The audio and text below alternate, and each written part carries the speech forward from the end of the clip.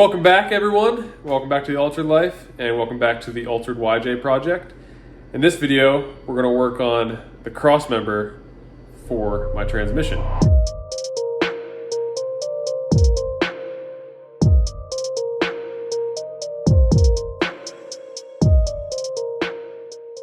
Now, if you watched the last video, you saw that my 241 transfer case didn't quite work out, and I had to go with the Atlas, which overall is going to be a better setup and everything. So today, we have Matt here. Matt's back. If you remember him, when we did the rear stretch kit, he helped me and helped teach me how to weld and better myself. If you're following along with the build, you know we have the 5.3 Turbo 400 and now our Atlas 3.8 to 1. And as I stated when I started this build, my goal is to have a flat belly with nothing hanging below the frame.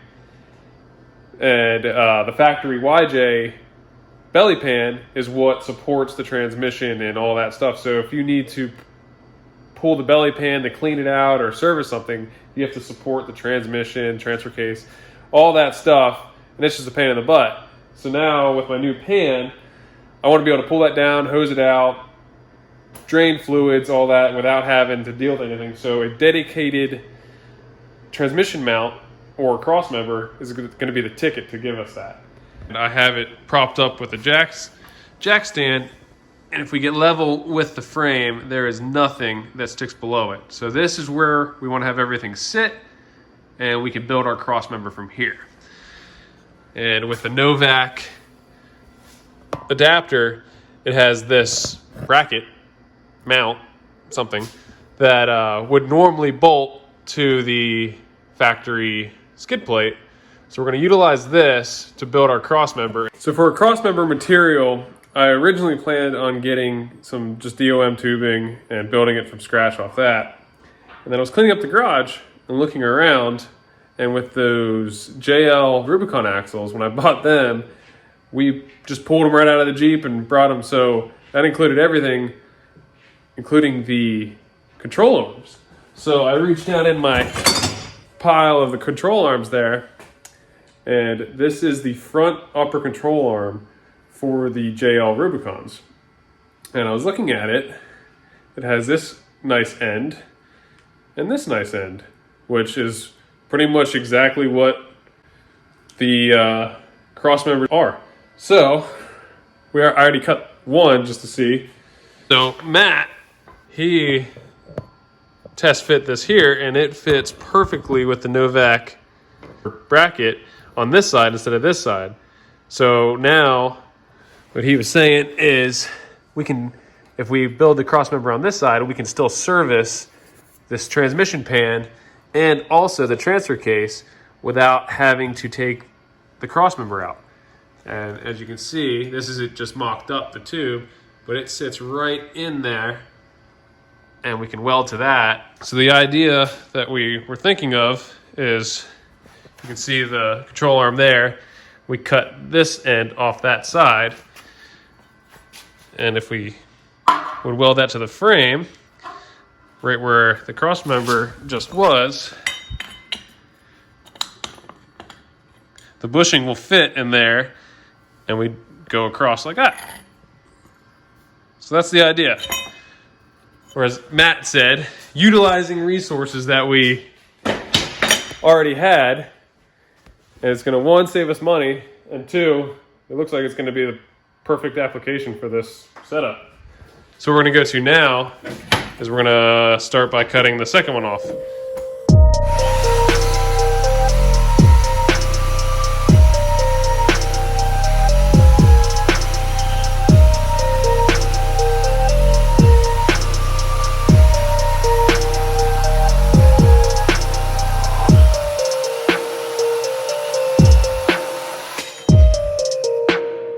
This is what both of those control arms look like cut.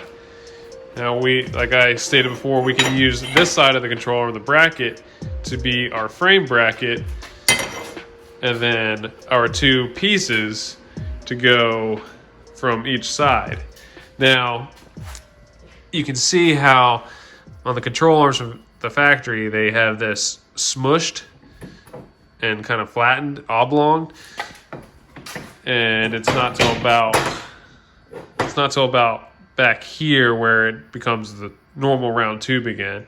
So I'm gonna have to cut these oblong areas off. And for conjoining these two, we're gonna take a smaller diameter tube, put it in here, drill some holes, plug weld.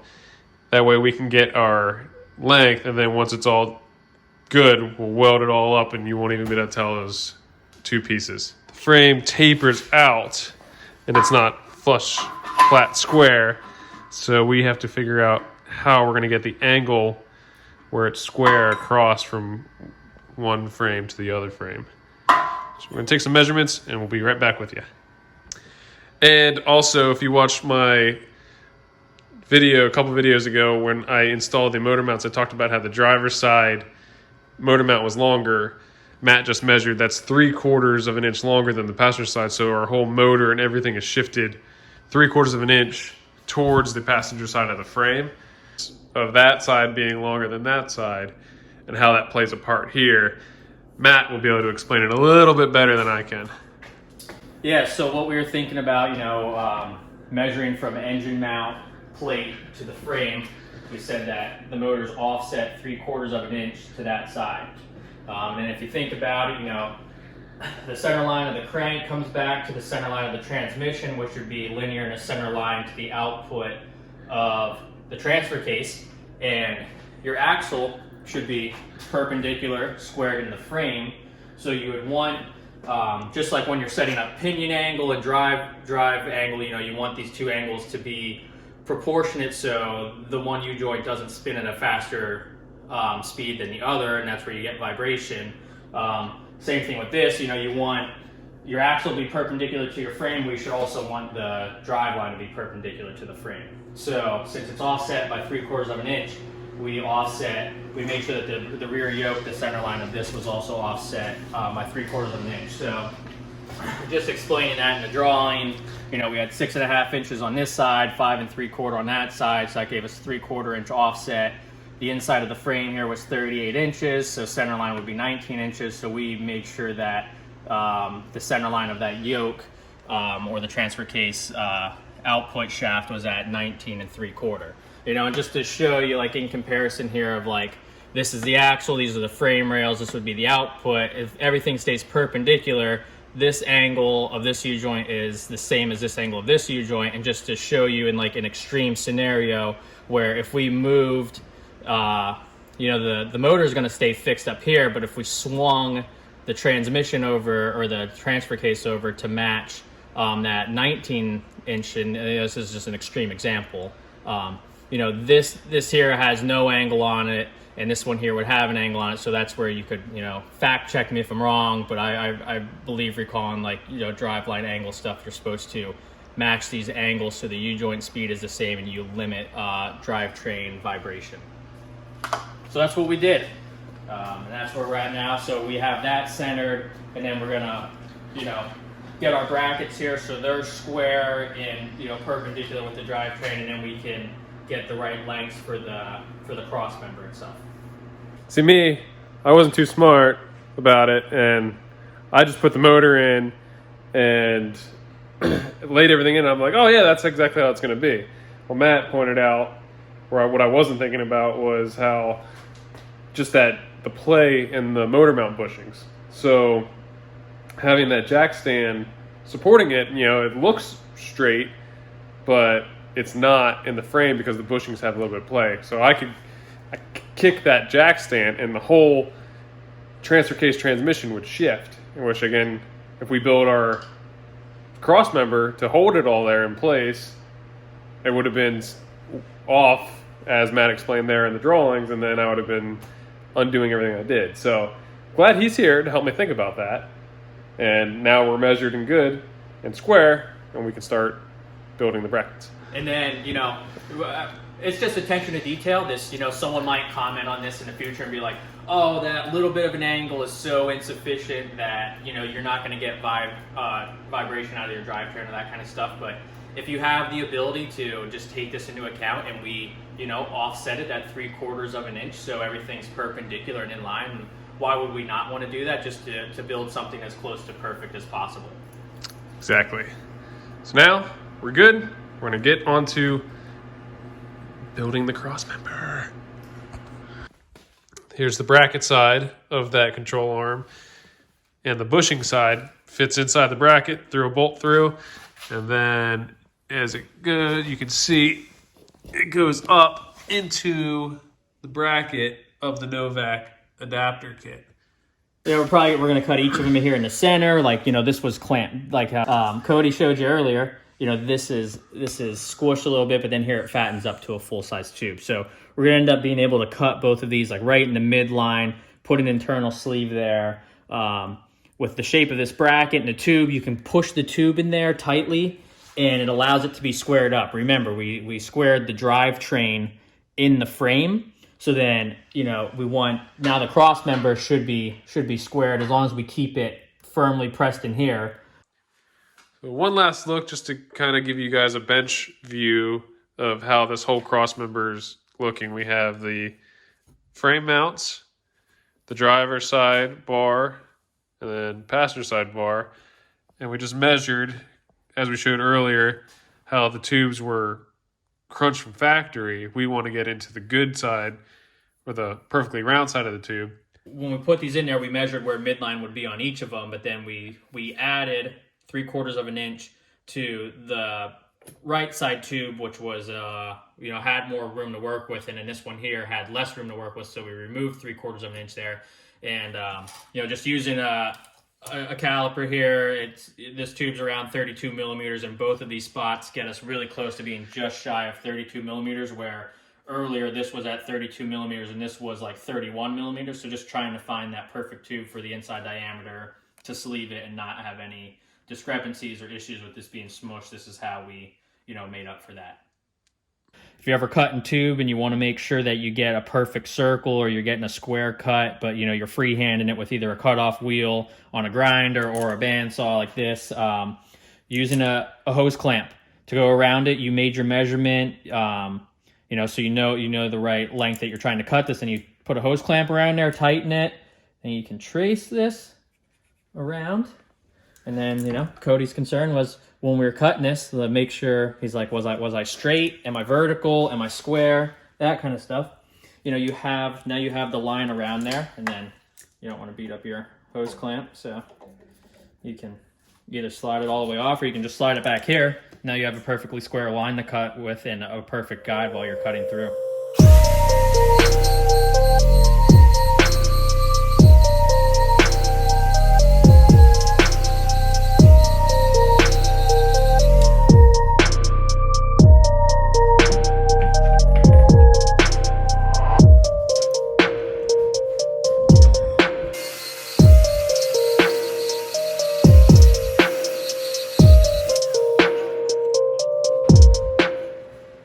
Like Matt said, always measure along.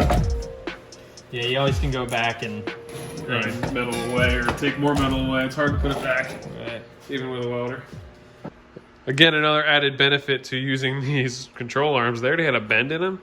So we can mount these up a little higher on the frame. It bends down, goes through our bracket, bends back up. It's pretty, I think that'll work out perfect.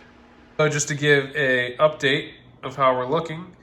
Nothing is tacked, nothing is welded. This is all just kind of snug fit together. We have a couple clamps underneath holding it in place. But that is how the cross member is looking. Both pieces were cut on our lines that we made. We had to trim our long side just a bit. Here's what it looks like right now. We have it, you know, we used 2 metal C-clamps there that, you know, preload the tube into that mount. We really wanted to make sure it was square in there. So it's sitting flush, everything's straight. Inside, we actually took a 18 millimeter socket and wrapped like 2 pieces of painter's tape around it. That was our makeshift inner sleeve, since we didn't have a piece of steel tube here to go inside there, but it's a snug fit. We know that they're mated together well, everything's square. And once we have that all level, then we'll be able to tack these mounts in place and, you know, keep working on this.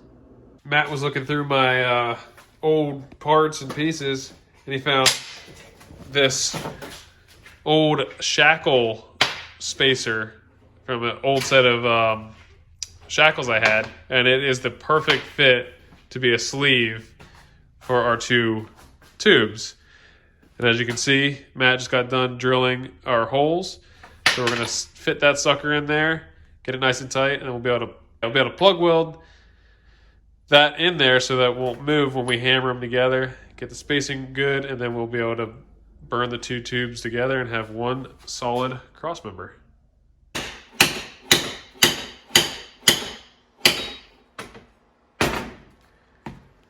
Okay, and we'll plug weld this. That's the center line, and then we'll slide that guy on there. Plug weld that. You can see the bevel that we have to fill in, you know, plug weld on each side, and then the weld should lay nicely in this bevel here, and we can, you know, grind down whatever we want. Just gives us full penetration. Hell yeah, penetration. So now what this is gonna do, just this being tacked quickly, is we can hammer the other side on and then plug weld it all. This will just keep it from this pushing into the sleeve more as we hammer it.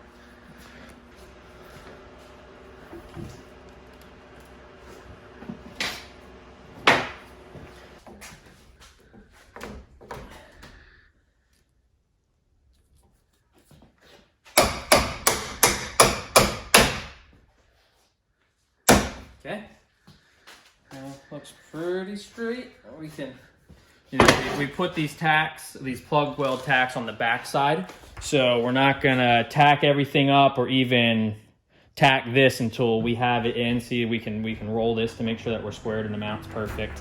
Then we'll tack it in, that we know that that's good, and then we'll tack the brackets.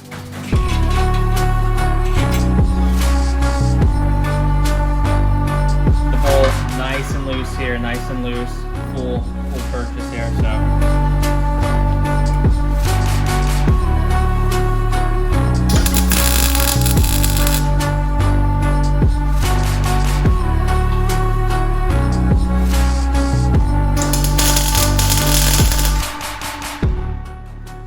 we're just gonna leave it like that for now until we do the other side. We're gonna check that bolt, make sure we're happy, and then we can put a few more on there. But you know, very, very good fit so far. Nice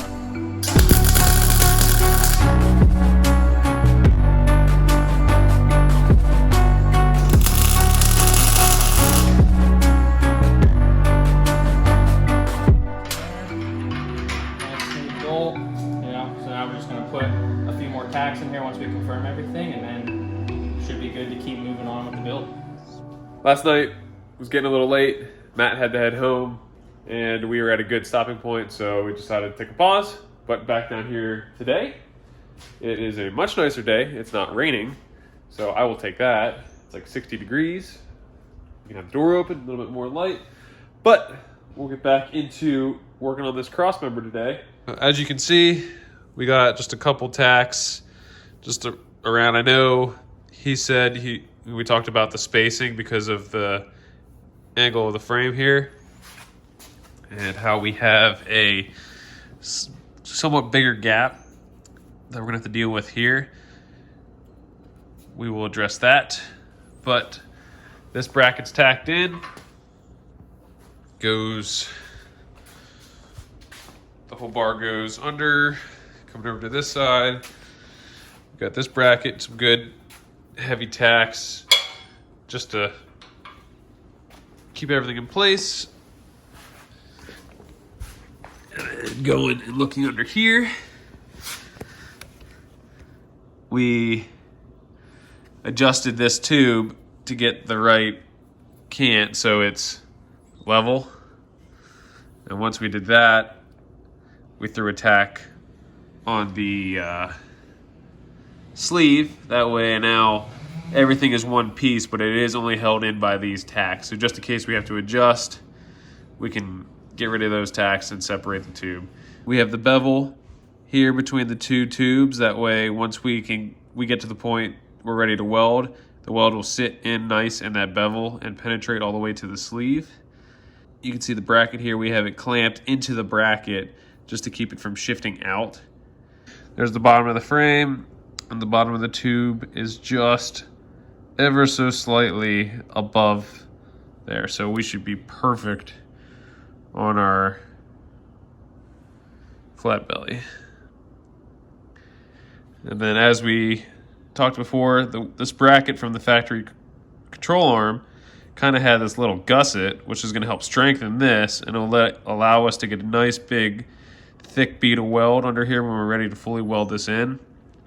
And then we're going to trim this bracket down to get it flush with the frame, and I'll probably do some triangle bracing off to the sides of these brackets just to add a little bit more strength. Now, since we are fabricating this pretty much from scrap spare parts and what we found laying around the shop, it's not a kit, so it's not designed to do this. So there's a few things that we're gonna have to change.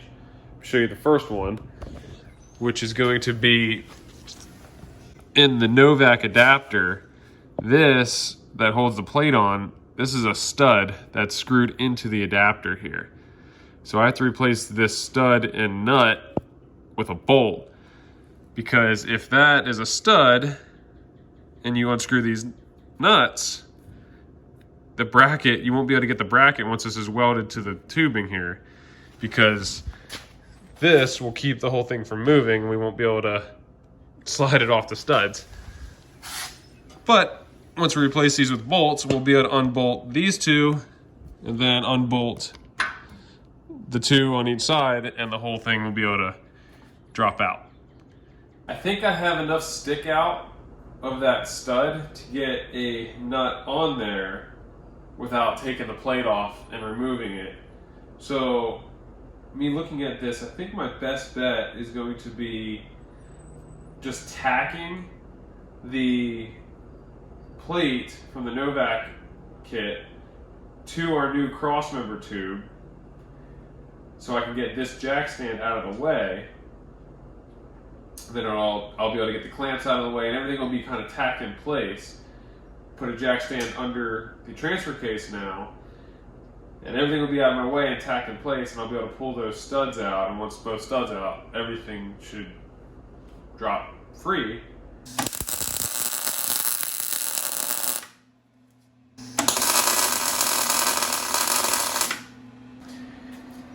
Here's the tack on the other side, big heavy tack, so that side and that side.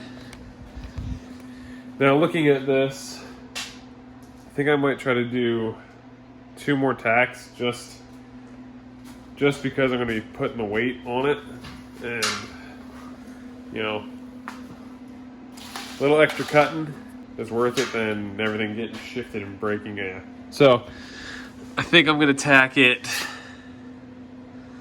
right here in that corner, and then right here in this corner also. I think between those 4 tacks, that should hold that Novak bracket to our new Crossmember just fine, to allow us to hopefully get that jack stand out of the way. So I'm gonna do those 2 tacks real quick. Yeah, real quick. Okay, so I got all those areas tacked, 2 in the front and 2 on those back corners that you saw me do. And then instead of getting another jack stand in here, I decided to get my engine hoist and put a strap around the tail of the transmission, which I jacked it up just so, I mean, it's just a little taut, so it's supporting some of the weight. And now that I know the measurement was good before I tacked it, I think I can pull out these studs without worrying about anything shifting, because everything's tacked in place. So now we're going to remove those threaded studs. The best way to remove a threaded stud is to use a double nut. So I found a nut that's the same thread and size, and I will screw this on, and then I can back this one out tight against this one, and it should hopefully unscrew the entire stud. Something I didn't think about when I put the strap here is if it was going to be in my way. Got that one off.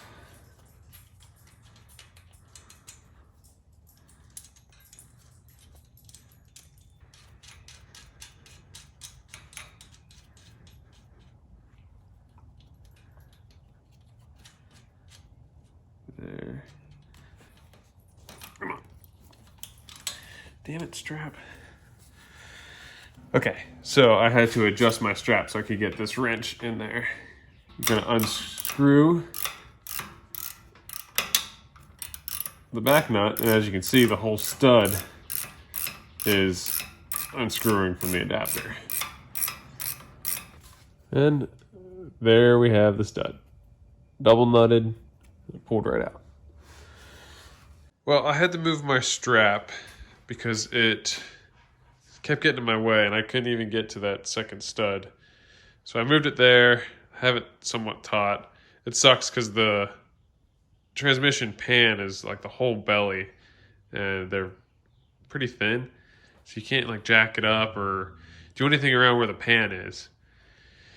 So I have it there. I hope that'll work. And I think I'm going to actually remove the transfer case out of the way.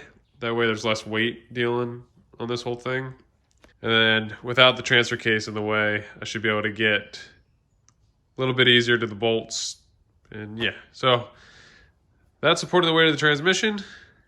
We're going to get that out of the way. I should be able to get the last stud, and then we can pull the whole cross member out and see how it looks.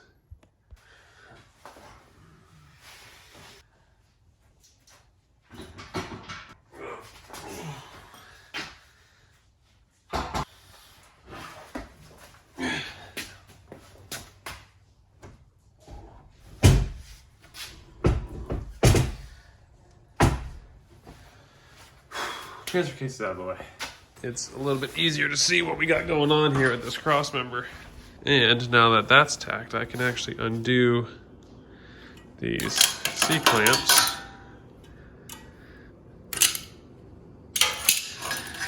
Here's with that stud out, and this is the other stud now. So I'm gonna double nut that stud, get this one out, and that should be holding the weight of all this. And I should be able to drop this and pull the cross member free.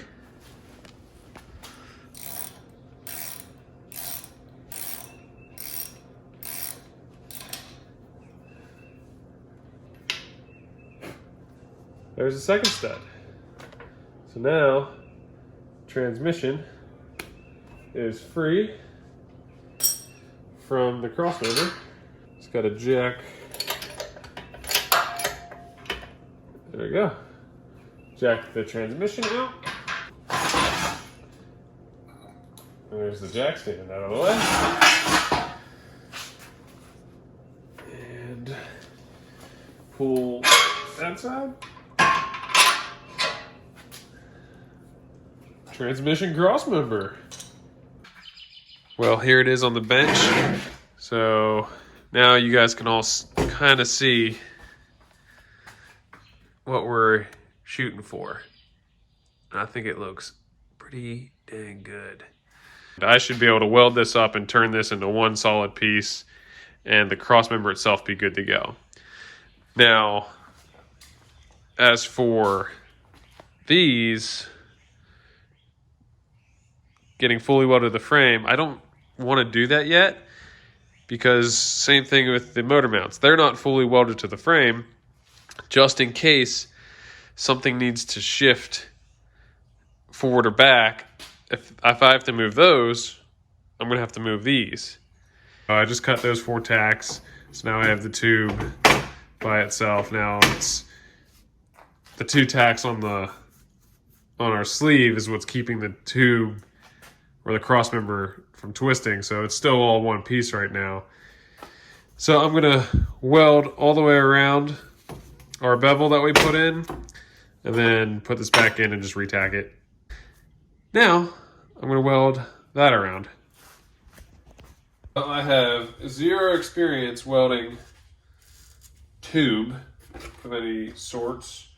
With the internal sleeve, I doubt we're going to have any issues with warping from the heat, but just in case, I'm still going to tack on pretty much each face. So 4 tacks all the way around just to, just to be sure. And then I will connect the tacks as well.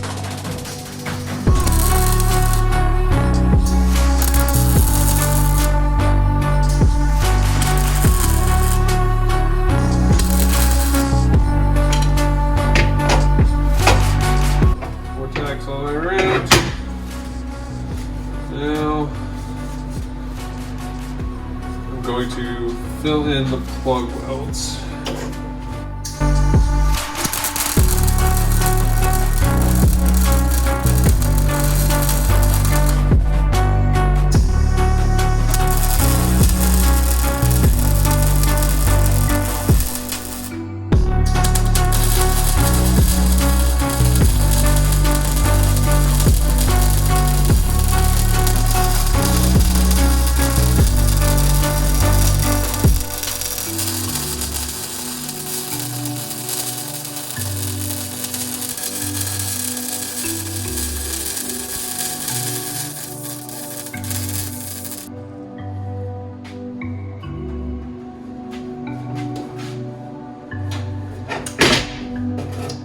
Pretty ugly, but that's what a flap wheel's for. We'll get that cleaned up. There we have it. 2 control arms officially made into one solid crossmember. Can't even, you can tell a little bit where the middle was, but it's hard. It looks like one solid piece. Once it's painted, you won't even be able to know that was 2 pieces. Happy with that. So now I'm going to put it back in and get the bracket tacked to that. Okay, I have the crossmember back in place as it was before. Everything's clamped in tight.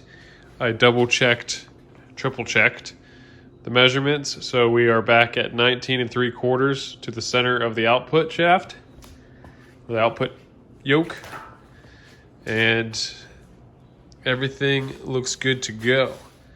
So what I'm gonna do now is tack the crossmember to the bracket in the same 4 spots I did earlier. And I think that will be good to go to finish this out, at least for this video, until we finalize other stuff before we can fully burn all that in. But one last look here before I tack it in. You can tell the bar is one solid piece all the way across. It looks good to me. Let's tack her up. The drivetrain is fully supported by the frame, which is awesome. There's no jack stands, no nothing extra needed to keep it where it needs to be. As you can see, I have the transfer case out right now just because I just wanted to see it. It was easier to do the tacks when I was finishing everything up there. But let me just give you a quick look of what it looks like.